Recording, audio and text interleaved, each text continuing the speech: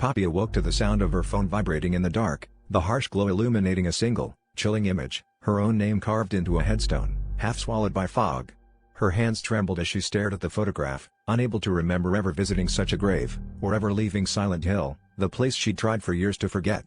The same night, a dream whispered her back, mourners in the mist, faceless and silent, standing in the streets of a town shrouded in perpetual twilight, their heads bowed in accusation.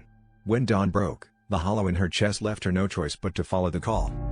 The roads into Silent Hill were nearly swallowed by fog, the world shrinking to only what her headlights could pierce. As Poppy entered, the silence pressed on her ears, broken only by the distant tolling of a bell, an invitation or a warning, she couldn't say. The streets were empty, except for shifting shapes in the mist, figures draped in funeral shrouds, their faces hidden beneath veils of gauze, reaching for her with grasping, skeletal hands. They whispered her name in voices that sounded like her own regrets.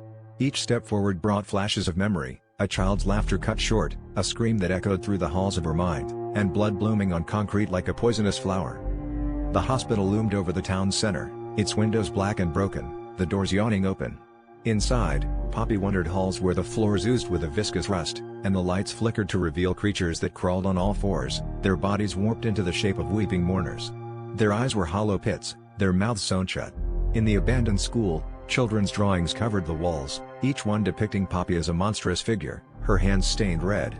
She ran from classroom to classroom, pursued by the sound of tiny footsteps and the echo of sobbing that might have been her own as a child. At last, in the graveyard at the town's edge, Poppy found the mourners waiting. The fog thickened, swirling around her feet, forming a ring of silent witnesses. They demanded her confession, not aloud, but with the unyielding weight of their presence. Poppy knelt before her own grave, tears carving cold tracks down her face as she whispered the truth she had buried for so long. The mourners turned away, vanishing into the mist.